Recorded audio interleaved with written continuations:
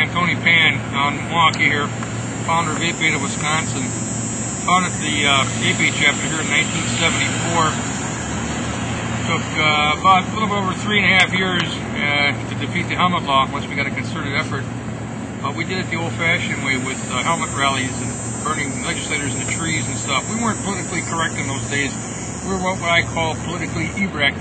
That means we had a hard-on for anybody that was messing with our rights. And you get a lot of the rights leaders nowadays say, oh, we can't do things like that anymore. You know, you get some of these guys that are running the Ape Beta chapters, and they say, oh, we got to be more politically correct. We got to make friends with the legislators and all that other kind of crap.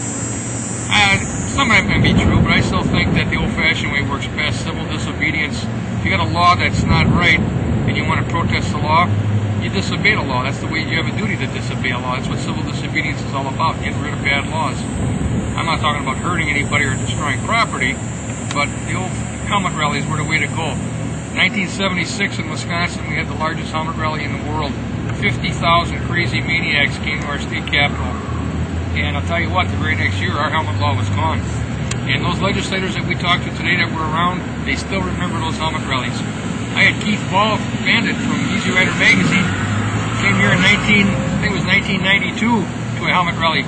Almost 20 years after we repealed our helmet law, we were still getting 30,000 people to show up for what we now call freedom rallies.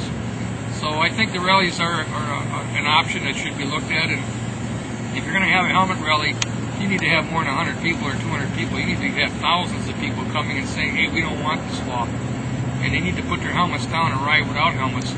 I've been to 4 or 5 states that had helmet rallies and invited me to come in as a speaker and get in line, and all these guys are putting their helmets on and ride to the state capitol.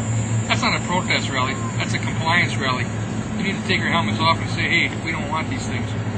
And that brings me to another thing that kind of hits me as a sore spot. I'm an old school biker, and you know, this politically correct stuff again, and oh, we want freedom of choice. We're not against helmets, we just want the right to choose whether to wear one. That's all fine and dandy, but you know what? If we're not against helmets, then why do we want the right to choose not to wear one? You know, we were against helmets in those days, and most of us, and old-timers, are still against helmets. We don't think that they work. It's a 50-50 crapshoot. They're tested at 13.5 miles an hour. So yeah, I want the right to choose, but not because I solely want the right to choose. I want the right to choose because I don't think helmets are worth the damn that they're plastic that they're made out of. So we were against helmets, and I know everybody's got to be real careful about the choice argument, but you better have a reason why you want to choose not to wear one, not just I want a right to choose. So that's what we're talking about. And I really wish all these rights organizations the best of luck in getting this stuff done. I mean, we did the old-fashioned way in 1976 and 77. I think pretty much every state in the country repealed their helmet law after pretty much the blackmail thing was taken away from the federal government in 1976.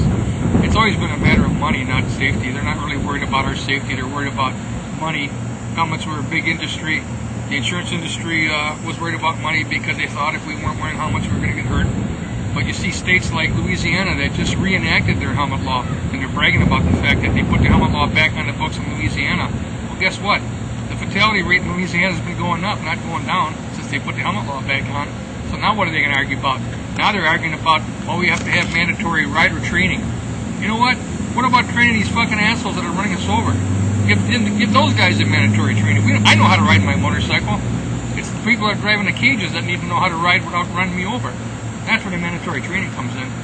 And the other problem with mandatory training is that's going to cause a lot of people to be waiting in line to get their rider's license because these schools are going to get overbooked, and it's going to be a big problem. People are going to be turned away from the schools because they're going to get loaded up. So that means less people are going to be getting their license, which means they're going to be looking at and saying, oh, look, the crash rate has gone down, so this mandatory training is working. Well, I don't think it's the mandatory training that's working. It's the fact that half the people that want licenses can't get them now because they're waiting in line to get the training to get the license. So it's going to be all a shell game that the government likes to play. Bottom line is, I'm riding my motorcycle. Leave me the hell alone. Give me my rightful share of the road, and we'll have less accidents. Let's start training the guys in the cars, not the people on the bikes. I think the person that rides a bike, most of us know how to ride a motorcycle.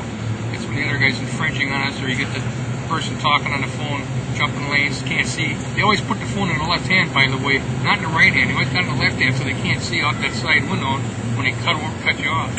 So that's where we got to go. And when they start running us over, we need to start imposing stiffer penalties. Start making these guys go to jail or paying higher fines or taking their license away. Right now it's a slap on the wrist when you run a biker over. Most states don't even give the guy a ticket. So I like to go back to the old ways where we're a little bit more rowdy in our approach to fighting these laws and getting to legislators. I'll make friends with any legislator, but not until I get them thinking my way.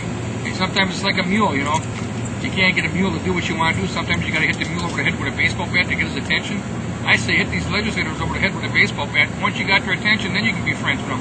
But we got to get them thinking our way, you know, first. That's just the way I do things around here, and it's been working in Wisconsin. We haven't had a helmet law or even a concerted try to put one back on since 1978. So, you know, take it for what it's worth. If you don't agree with me, fine. I don't give a shit. We don't have a helmet law, so I'm happy.